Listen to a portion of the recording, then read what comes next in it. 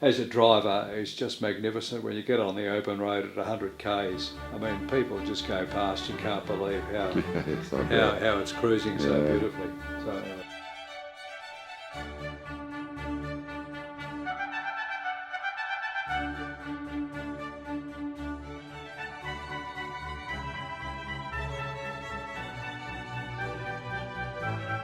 here with Rolls-Royce Owners Club member David Berthon. Good morning, David. Morning, Vince. And David is owner of this magnificent Rolls-Royce, and we'll talk to David about that shortly. But I'm just going to ask David, who's had a very interesting career in the classic car club movement, to give us a bit of a potted history of how you got here today with this magnificent vehicle. Well, funny enough, I came from a family that didn't have a car, so my dad died when I was 11, and we never actually had a family car. He always rode a push bike to the station and got the train. But the very first car I bought was an Austin 7, £7.10, the old money, and I restored that. Then I sold that and got a better one, and I got an Austin 7 Meteor, and then an Austin Healey Sprite, and so then I met my wife, and of course old cars didn't play much of a part at that stage. But my mother always wanted me to have contact, because my father had died, wanted me to have contact with a male, and I was introduced through my first girlfriend actually to a guy, Frank Meek, who was a bit of a stalwart in the Rolls-Royce Owners Club, and he had a 1920 Silver Ghost. And Frank at that time was doing rallies, and so I used to accompany him on rallies, and we had lots of fun together. He was single. I was about 17, he was 28, and he was a driver with the CMF, military forces, teaching driving, and so he taught me to drive on a Silver Ghost, on his Silver Ghost.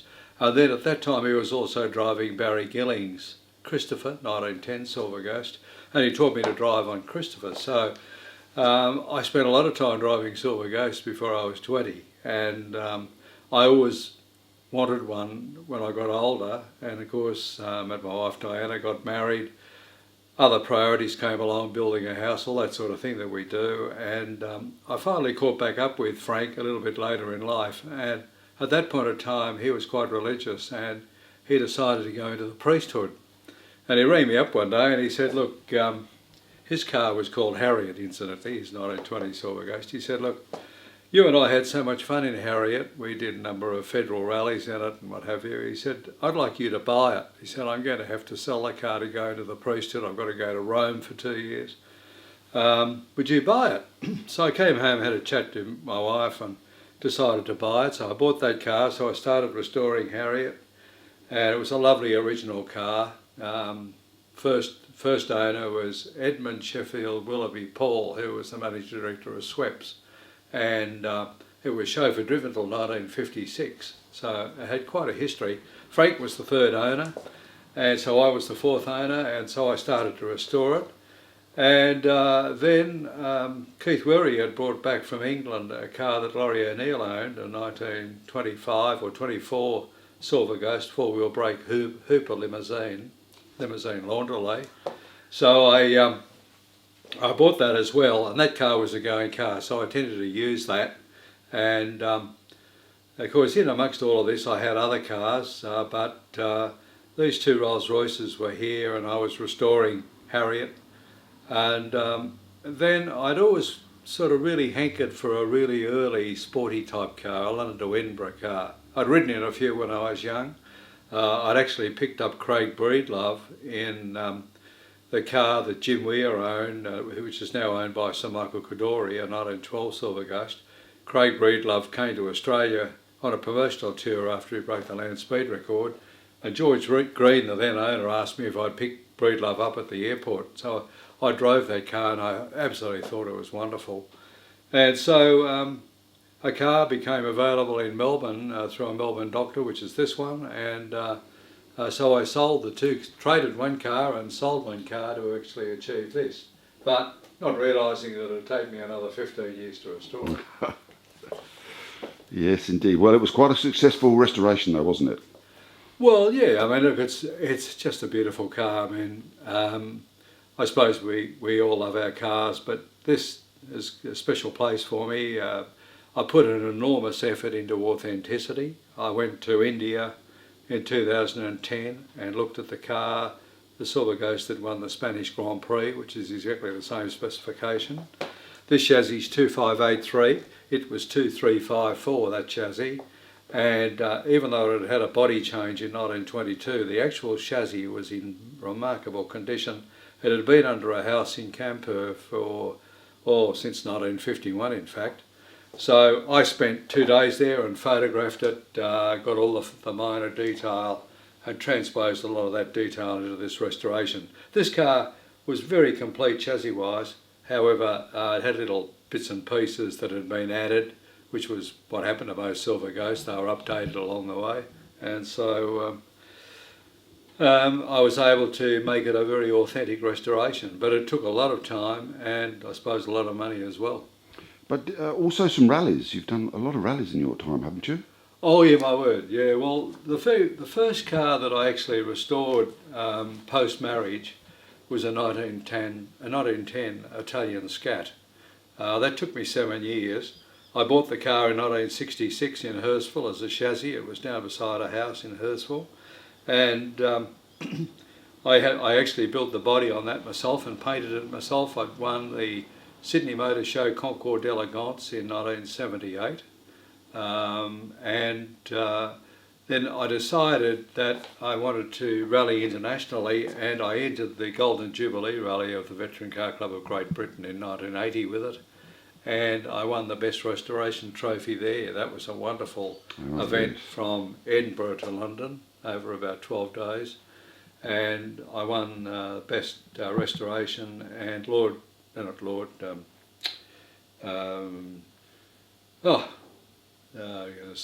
Prince Michael of Kent actually presented me with a trophy at the Guildhall, which is quite a wonderful building. He presented me with a trophy, so that was a real thrill, and I did 2,600 miles in England in the car at the same time. Magnificent. All right, well, look, let's have a look at this wonderful motor car in a little bit more detail. Well, probably I should show you the engine first, which would be the details in the engine. 7.5 litres, twin ignition. The beauty of the early Silver Ghosts is that they're a lot lighter than the later ones. They progressively came heavier as they got up to 1926. There's a lot of detail, as you can see, in this engine. Traveller coil ignition, so you've got twin ignition, 12 spark plugs, coil and trembler. You start the car on the trembler ignition, and it's just an awful lot of work to keep it polished like that. Yes, I bet it is. Looks absolutely magnificent.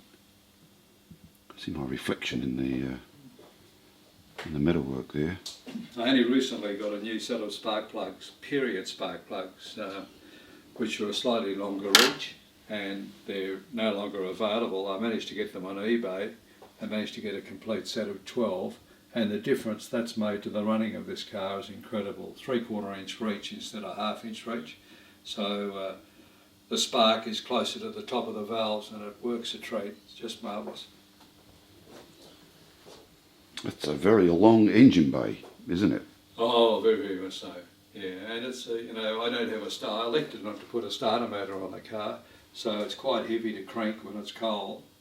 But it starts quite easily, usually on about the 3rd pull it'll start, and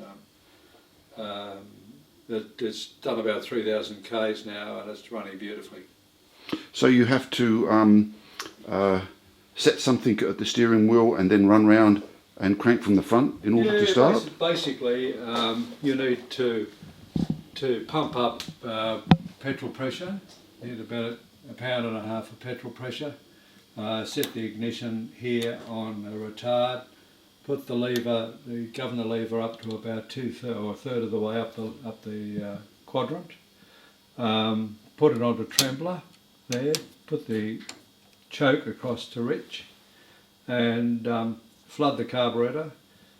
2 or 3 pulls without the ignition being on, and then turn the ignition on, and sometimes it'll actually start off the trembler coil cold. You don't need to crank it. It'll start when it's hot on the trembler, but usually I've got to crank it, and it usually starts on the third pull. And is there a special place that you keep your crank handle? Oh well, the crank handle is attached at the front, and as you can see. Oh, I see. So it's there permanently. It's just retained by that leather thing there, and it's there permanently. Right. They tend to run cold, so I have a blanking plate there, which just keeps it. I like to run the car at 80 degrees. If I didn't have the blanking plate on the radiator, it'd probably run at about 70 degrees, and obviously you just don't get the best combustion. Right. And so that blanking plate just gives it. In the summertime, I don't need to use that. Now I noticed that the Rolls-Royce emblem here is red on this one, and black on others. This is due to. Oh, the black badge came in the early 30s when Sir Henry Royce passed away. Right. So all the early cars have got the red badging. Okay. How long did the restoration take you? Look, it took 15 years, Vince, but I wasn't working on the car full time. We started off with the the chassis, and the car basically the car had an interesting history. It had about 4 bodies in the early days, and it ended up with a collector in Canberra called Farris Palfreman. Farris had found this body off a big Sunbeam. And interestingly, the Sunbeam body was delivered in Brisbane in August 1913. The chassis came off test at Rolls-Royce the same month, 1913. So they were both exactly the same age. And he married the two together, but they were basically unrestored. The body needed repair, needed new timber. The panels, it needed new mudguards. And a windscreen. The windscreen was rather poor on the Sunbeam.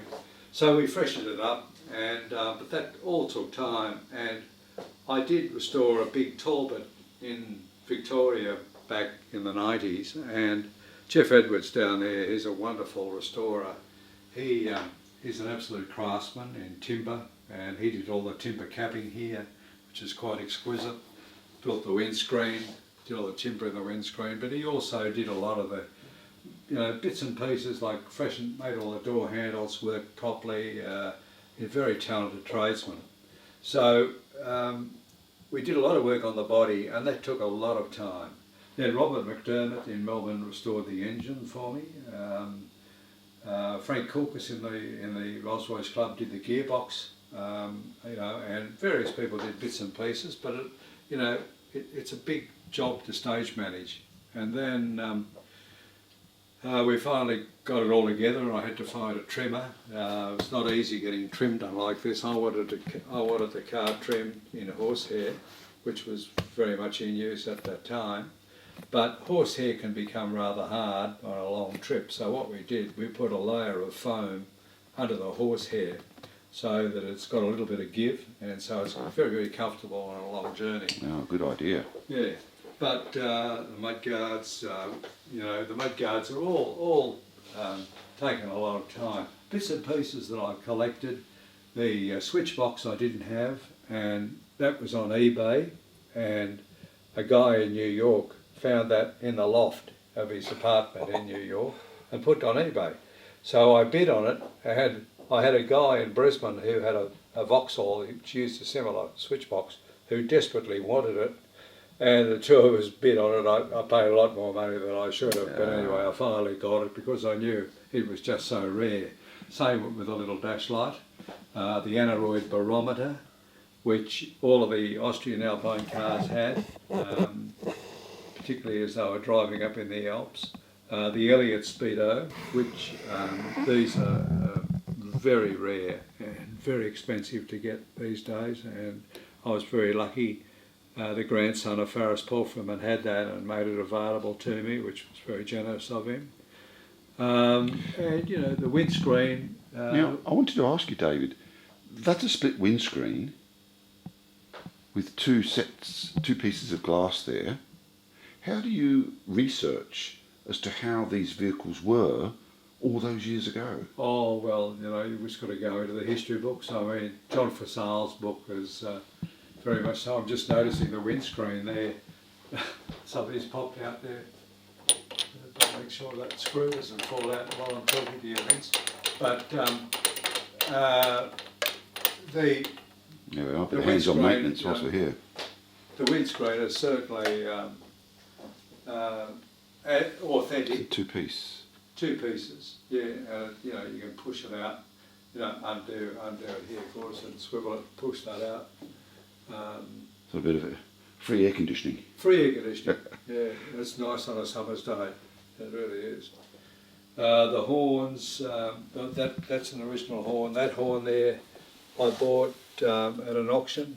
They found a box of 17, Wow. brand new, that had never ever been put on cars in Belgium. Good I was Lord. very lucky to get hold of that. It's a wonderful electric horn. And this horn here has leads all the way up here, round, right up to the old-fashioned handle here. What they call them, a boa constrictor. That's right. I'll see if I can just see down through there. There it is. It leads right down up into the horn. Fantastic. And what about these lights? Where do you find these? Yeah, well, yeah, the lights are all CAV lights, CA Vanderbilt. Yes, these took a lot of restoration. Tony Edwards, lamps, lights and lanterns, I think he calls himself. He did a lot of work on these for me. They needed a lot of restoration, and just pulling them apart is a major, just soldering them up whilst they're plated is a very difficult job. Yes, I'm sure. I think most of the work was done in Melbourne. A couple of the guys I've used down there previously, Jeff Edwards and then Simon Elliott of the Derby Works in Melbourne, did all the finishing detail work and had the nickel plating done. Had the body, had the peels, there's the peels of Brisbane body plate. And they were, as well as the agents for Sunbeam, Peels were also prominent coach builders. They didn't build many bodies for Rolls-Royce, they only built one or two. But this body, as I said, was built originally to fit on a Sunbeam. Beautiful interior. They look beautifully This was comfortable. probably one of our biggest jobs. The hood bows, these were in terrible condition, we had to replace them, but also the actual fingers were bent and twisted, and enormous amount of work went into these, and you can see the finish on them. Jeff Edwards did an incredible job in doing that.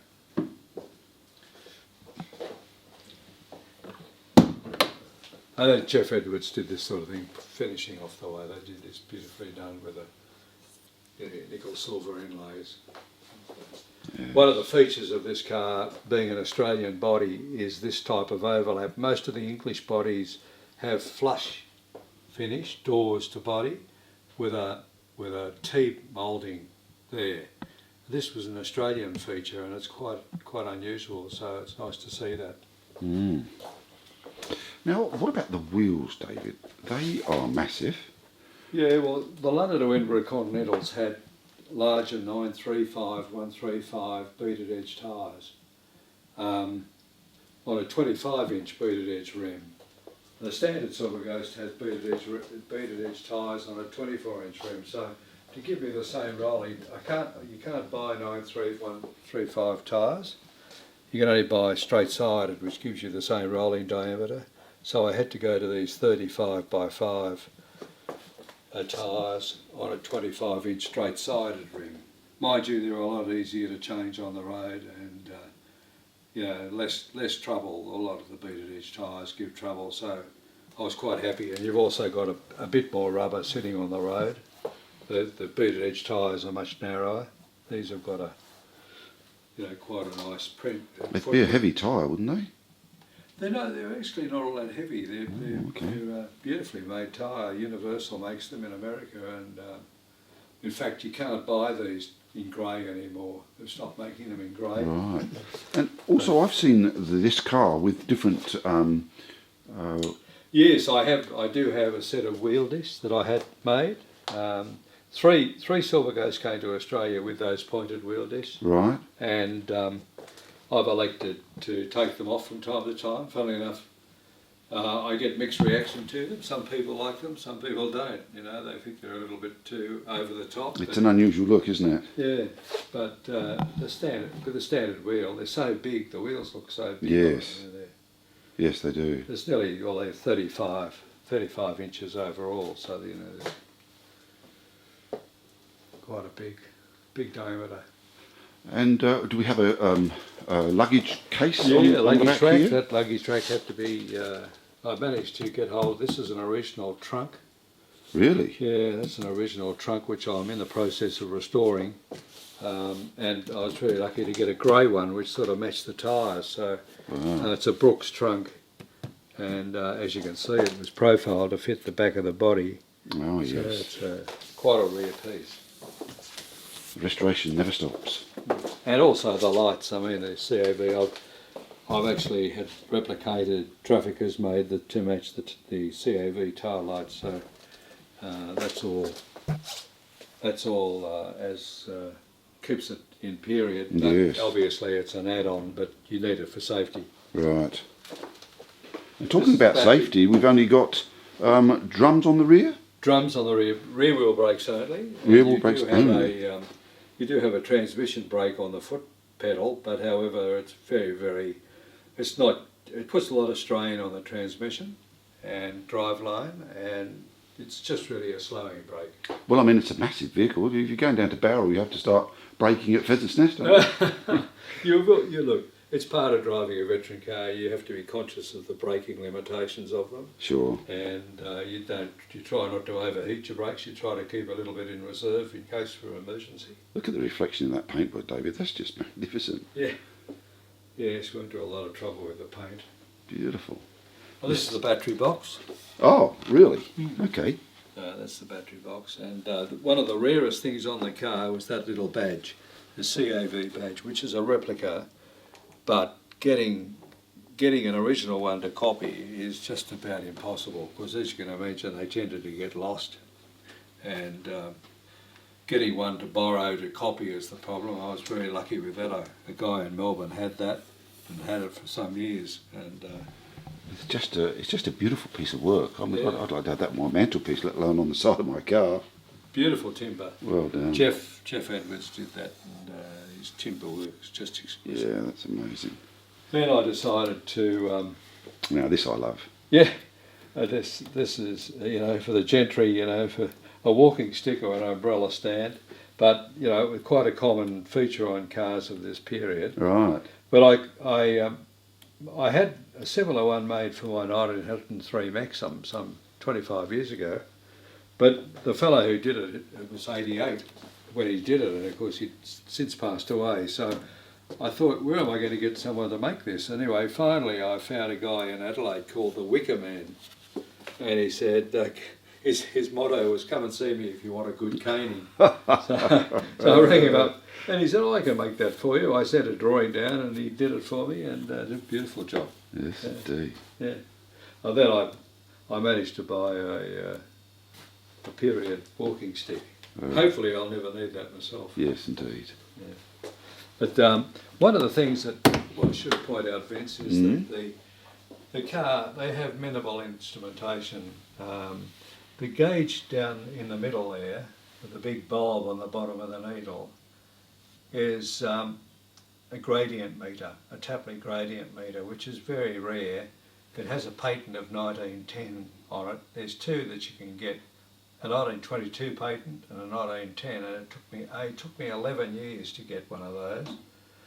And I tried desperately all over the world to try and buy a good one, and finally a fellow called John Kent in Wangaratta had one. He said to me one day, he said, "I've got two of those, David. If you'd like one, I'll sell one to you." I nearly died, and finally got it. But Well done. it tells you the gradient, and of course the Austrian Alpine, this being the same as the Austrian Alpine trial cars in specification, they all had a gradient meter fitted, so the driver could tell what sort of grade he was going up and what gear he'd perhaps need. The clock is a Sydney clock, Eastern Company, from one of the streets in Sydney, I think Castlereagh Street. The interior light is a period light that was very, very fitted to a lot of upmarket cars, and I managed to get that on eBay. That's beautiful. A lot of detail work that takes time. Yes, indeed. This is the oil tank. Spare oil, you carry a gallon of oil in there in case you need to. So these cars tend to use a bit of oil, so you always had that oil reservoir. just spare oil. Yeah. Right. Yeah. Okay. And I mean, we could have started at the front with these massive and beautiful headlights, making a bit of a statement as you're riding down the road. They are, and look, you can see we've fitted a modern filament into the front of them. You can see the modern filament in there, and they throw an incredible beam. In fact, they're a little bit blinding because I don't have a dipper on them. Oh, right. They can be a little bit blinding to oncoming traffic, so you have to use them a little bit judiciously. But they're a wonderful light, and very really show the road up well. Beautiful. As you can see, there's no front brakes fitted. Yeah, but So the steering, wing and a prayer. the steering is quite light on these big wheels. The steering is very nice. Well, I'm rather surprised. I thought that it would be heavy. Yeah, no, it's not. It's they're very well set up. The kingpin angle, you can see here. Probably this would be the best place to see it.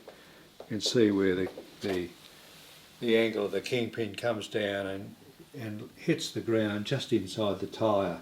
So it gives you a very nice light steering feel, and no, it's not at all. It might be a little bit heavier parking space, but on the open road it's just beautiful. Wow. Well, congratulations, David. It's just an absolutely magnificent vehicle. The restoration process and the end result, well, I know you're very pleased with it because this car's been everywhere and won awards all over. So yeah, it's won some very nice. I've been very lucky, I guess. But I'm a driver. I mean, I like a nice car to look at, but I also my main interest in old Rolls-Royces is driving them. That's where I really get the most enjoyment. I mean, there's a lot of work to keep this car clean. If I do a day rally, I've basically got to spend a day and a half getting it prepared, making sure it's correctly serviced. But as a driver, it's just magnificent when you get on the open road at 100 k's. I mean, people just go past and can't believe how how it's cruising so beautifully. So very relaxing car to drive. good. Well, thank you for your time, David. I really appreciate it. Pleasure, Vince.